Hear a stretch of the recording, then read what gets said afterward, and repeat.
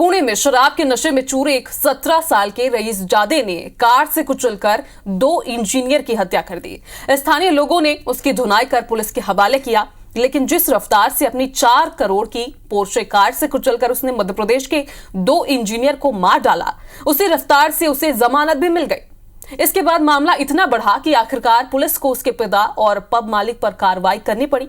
देखिए खास report.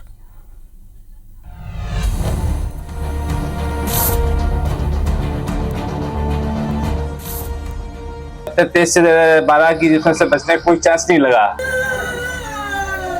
Side पे ही डेथ हो गई। पुणे में सड़क किनारे खड़ी बिना नंबर की लग्जरी पोर्शे कार एक रईस जादे के रफ्तार की सनक का सबूत है।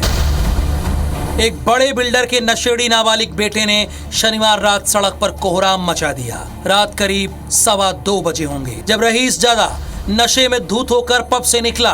बिना लाइसेंस और बिना नंबर प्लेट वाली लग्जरी पोर्शे कार को 150 की रफ्तार से पुणे की सड़कों पर दौड़ाने लगा। पैसे और नशे के कॉकटेल ने ऐसा कहर ढाया कि सड़क पर कोहराम मच गया। पुणे में काम करने वाले मध्य प्रदेश के 2 सॉफ्टवेयर इंजीनियर को इसकी कीमत चुकानी पड़ी। रेस्टोरेंट में डिनर के बाद बाइक से घर जा रहे दोनों इंजीनियर को इस नशेड़ी ने पोर्शे के पहिए के नीचे रौंद दिया। उमरिया के अनीश अवधिया और जबलपुर की अश्वनी कोष्टा के घर पर मातम पसरा है। अनीश की मां का रो रो कर बुरा हाल है। जबलपुर की अश्वनी घर की सबसे छोटी बेटी थी, सबसे होनहार भी थी। अभी 1 साल पहले ही पुणे में नौकरी ज्वाइन किया था। दोनों डिनर के बाद रेस्टोरेंट से घर जा रहे थे, लेकिन उन्हें क्या पता था कि कोई नाबालिग रईस जादा उनके इस सफर को आखिरी बना देगा। जो कि गाड़ी का कोई लाइसेंस नहीं है, चलाने वाला कोई लाइसेंस नहीं है, कि गाड़ी का कोई रजिस्ट्रेशन नहीं है, और इतने तेज से 12 की जिसमें से बचने का कोई चांस नहीं लगा, साइड पे ही डेथ हो गई। इसको कड़ी से कड़ी सजा मिलना चाहिए और किसी तरह से इनको छूट नहीं मिलना चाहिए। हमारा कहना यह है कि तरीके से उसको प्रोसीडिंग हो और उसको सख्त से सख्त सजा दी जानी चाहिए। 304 लगाकर इसको कार्रवाई करना चाहिए, क्योंकि उसमें ये बिल्कुल हत्या का प्रकरण है, ना कि ये लापरवाही पूर्वक गाड़ी चलाने का। तो ये बहुत गलत चीज़ है। इसका जो भी है कानून उस हिसाब से कार्रवाई होनी चाहिए, ताकि ये जिनके पास सुविधाएं हैं सब वो दुरुपयोग ना करें सुविधाओं का। रफ्तार की कहर से 2 परिवार उजाड़ने वाले वेदांत को राहगीरों ने पकड़ लिया, उसकी धुनाई की, उसके बाद पुलिस को सौंप दिया। गाड़ी छोड़। घर के बच्चों को खो चुके परिवार को न्याय की उम्मीद थी दोषी को कड़ी से कड़ी सजा मिलेगी, लेकिन आगे जो हुआ वो जले पर नमक छिड़कने जैसा था। इतने बीभत्स अपराध के बाद 17 साल के नाबालिग को 17 घंटे के भीतर ही जमानत मिल गई। जमानत की शर्त सुनेंगे तो आपको पूरे सिस्टम पर शर्म आएगी। पहली शर्त, सड़क दुर्घटनाओं पर 300 शब्दों में निबंध लिखना होगा। दूसरी शर्त, नाबालिग को 15 दिन तक यरोदा में ट्रैफिक पुलिस के साथ काम करना होगा। तीसरी शर्त, शराब पीने की आदत का इलाज और काउंसलिंग करानी होगी। 2 लोगों को कुचलकर मार देने की इस दर्दनाक घटना के बाद तुरंत जमानत देने और ऐसी मामूली शर्तें रखने के बाद लोगों का गुस्सा फूट पड़ा। सोशल मीडिया पर इस पूरे फैसले की जमकर आलोचना हुई। पीड़ित परिवार ने इसे अन्याय बताया। चौतरफा घेरने के बाद पुणे पुलिस जागी और नाबालिग के पिता को गिरफ्तार कर लिया। साथ ही नाबालिग को शराब पिलाने वाले पब मालिक पर भी केस दर्ज कर लिया गया। हीनस इंसिडेंट था जिसमें एक एक्यूज्ड दारू के नशे में रैश ड्राइविंग करते हुए नैरो सड़क पे इस प्रकार से डेंजरसली गाड़ी चला रहा था।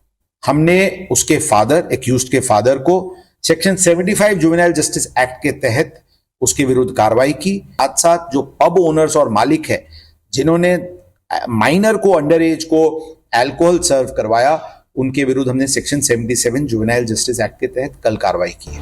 पहले नाबालिग रईस जादे की रफ्तार का कहर और फिर कानून व्यवस्था से निराशा। पीड़ित परिवार पर दोहरी मार पड़ी। पैसे के बल पर सिस्टम के साथ खेलना कोई नई बात नहीं है, लेकिन जनता की आवाज का असर आखिरकार हुआ। परिवार को अभी भी न्याय की उम्मीद है। जबलपुर से अभिषेक शर्मा के साथ ओम प्रकाश गुप्ता, IBC 24 उमरिया।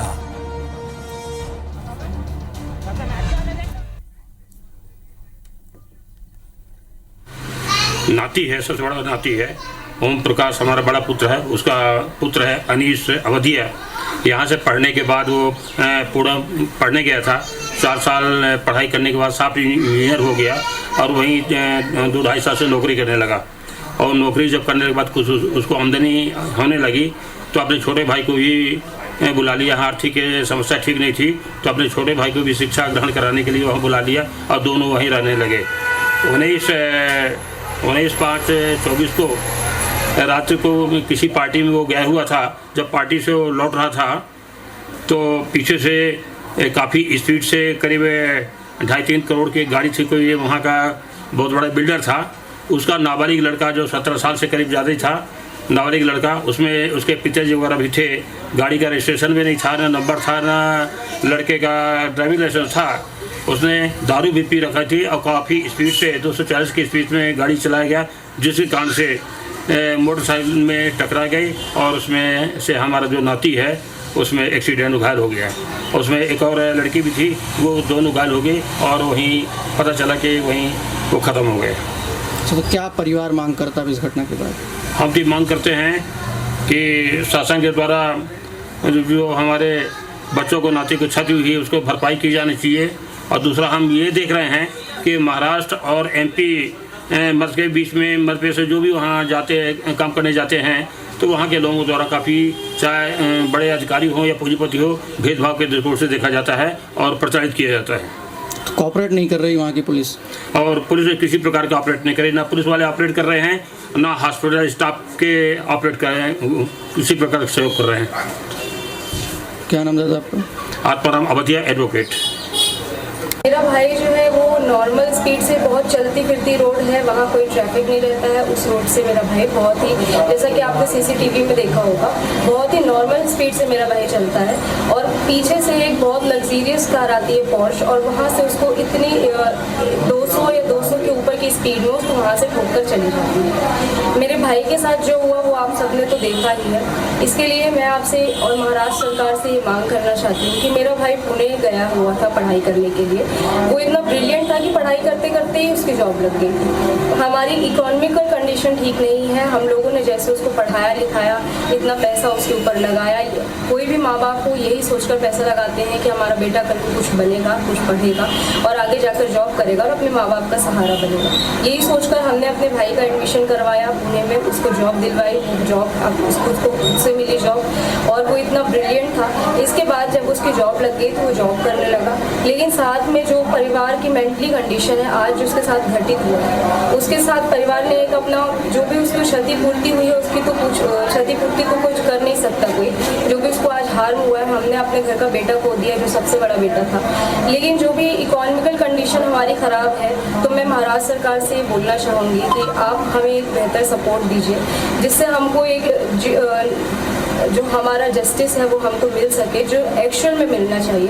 क्योंकि एक 17 साल का लड़का जो आपको सबको पता है कि उसने लिकर कितना कंज्यूम किया हुआ था, वो कितनी स्पीड में गाड़ी चला रहा है, और सबसे बड़ी बात यह है कि उसके पास लाइसेंस नहीं है, वो बिना लाइसेंस के गाड़ी चला रहा है, वो भी इतनी हाई स्पीड में। और फिर लास्ट में उसको ये कहकर छोड़ दिया जाता है कि वो उसके ऊपर एक ऐसे लिख के आएगा, तो ये कोई मजाक नहीं चल रहा।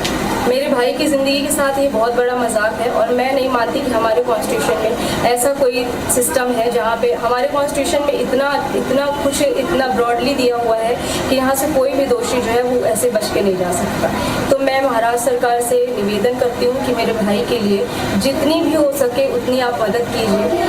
अनीस अवधिया जो हमारा भतीजा था वो 8 साल से पुणे में रह रहा था और DY पाटिल कॉलेज में पढ़ने के उपरांत वहीं एक कंपनी में सॉफ्टवेयर इंजीनियर के रूप में जॉब कर रहा था। 19 तारीख की रात की घटना है। वो अपने एक मित्र के साथ एक बाइक से जा रहा था तो पीछे से पोरसे गाड़ी से एक अग्रवाल परिवार का लड़का वेदांत अग्रवाल, विशाल अग्रवाल का लड़का, जैसे कि मीडिया से हमको नाम आया, वो पब में दारू पिया है, अपनी 12th पास करने की पार्टी मनाया है और काफ़ी मात्रा में दारू पीने के बाद एक 150-200 की रफ्तार से वो पीछे से तेज़ी से लाया है और इसको हिट कर दिया है और ये वहीं पर स्पॉट पर पकड़ा भी गया। काफ़ी दारू पिया हुआ था, जो जनता थी वहाँ उसको पकड़ के पुलिस को सौंपती है, पुलिस उसको ले जाती है और उसका मेडिकल नहीं कराती है, क्योंकि मेडिकल यदि कराती तो वहाँ न्यायालय में उसको पेश करती, 12-14 घंटे के अंदर उसकी बेल हो जाती है। यदि मेडिकल होता, पुलिस मेडिकल कराती तो उसको बेल नहीं मिल सकती। और इस प्रकार से 1-2 सॉफ्टवेयर इंजीनियर हमारे मध्य प्रदेश के, एक हमारे परिवार का होनहार लड़का हम लोगों से छीन लिया गया। क्या मांग करते हैं आगे आप?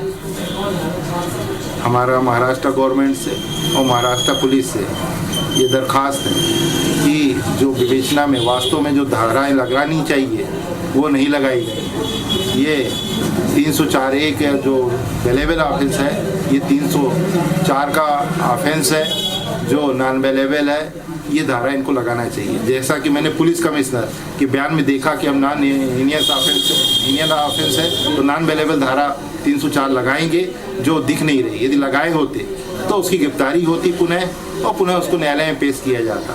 ये पुलिस को उसको बचाने का पूरा संरक्षण कर रही है, इसलिए उसकी नॉन बेलेबल धारा लगा के, बेलेबल धारा लगा के उसको वहाँ पेश कर दिया गया। उसको सर, मेरा जो बड़ा वाला बच्चा है वो 6 साल पहले पढ़ाई करने के लिए DY पाटिल में गया पुणे।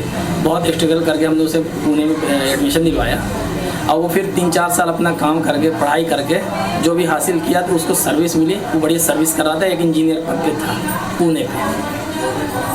क्या घटना हुई फिर उसके साथ? घटना अभी ये जो 19 तारीख घटना हुई, इसके एक दिन पहले एक बात है इसके में, और 2-3 दिन पहले ये दुबई से लौट के आया था। ये अपनी मम्मी से बोल रहा था कि मम्मी मैं आऊँगा, मेरे को फॉरेन जाना है, मेरी कंपनी में बात होगी, मैं उधर जाऊँगा। उसके बाद फिर ये 19 तारीख को जब इनका बर्थडे था, बर्थडे में कहीं पार्टी में थे, हमें कोई पता नहीं चला और अचानक रात को 3 बजे इसकी मम्मी का फ़ोन आता है कि आपके बच्चे का मतलब एक्सीडेंट हो गया। फिर बाद में बोलते हैं कि वो रहा नहीं इस रास्ता, और अचानक बोलते हैं आप डायरेक्ट पूना आ जाओ। ऐसे अचानक एक आदमी कैसे जा सकता है पूना?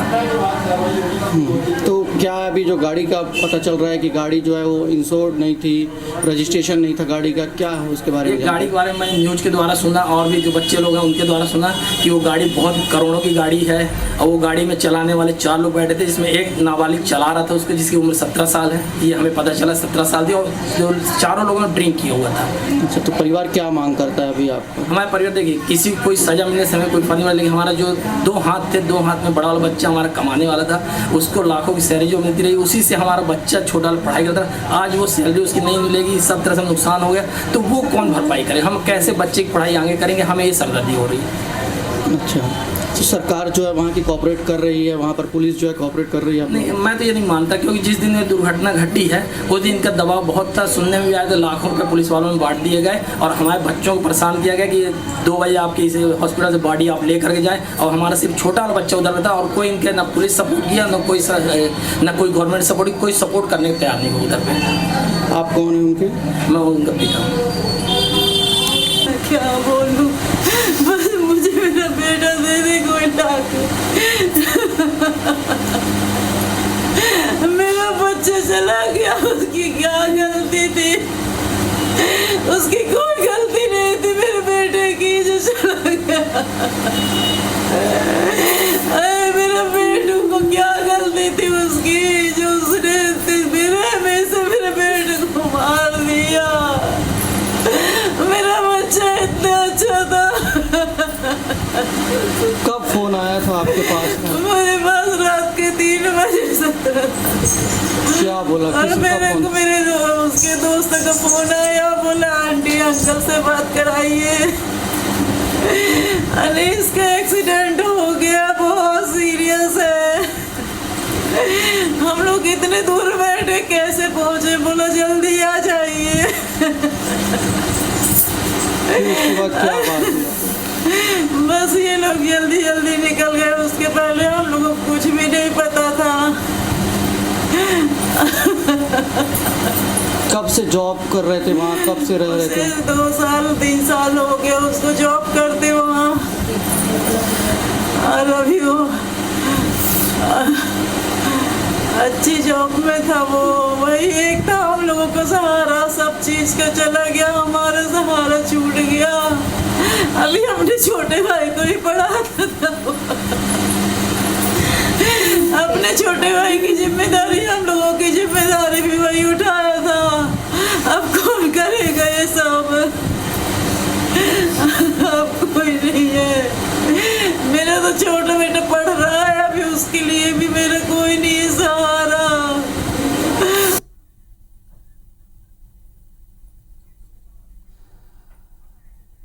तो अनीश के परिजनों को आप सुन रहे थे, रो रो कर बुरा हाल है। अब सिर्फ न्याय की गुहार वो लगा रहे हैं, लेकिन बड़ा सवाल यही है कि क्या उनको इंसाफ मिल पाएगा, क्योंकि इंसाफ के नाम पर अब तक उन्हें क्या मिला? सिर्फ 15 दिन तक आरोपी को रहना है ट्रैफिक पुलिस के साथ, या फिर उसे ऐसे लिखकर छोड़ देना है। बड़ा सवाल यही है। और IBC 24 भी आप सभी से अपील करता है कि थोड़ी सी अपनी बच्चों पर ज्यादा निगरानी रखिए, उन्हें इतना भी खुला छूट ना दें कि इस तरह के हादसे उनसे हो जाए और दूसरे के परिजनों को, अपने बेटे को खोना पड़ जाए। फिलहाल आगे बढ़ते हैं। हमने थोड़ी देर पहले इस पूरे मामले पर हाईकोर्ट के वकील तनुज दीक्षित से बात की है और आपको बताते हैं कि उन्होंने क्या कहा है।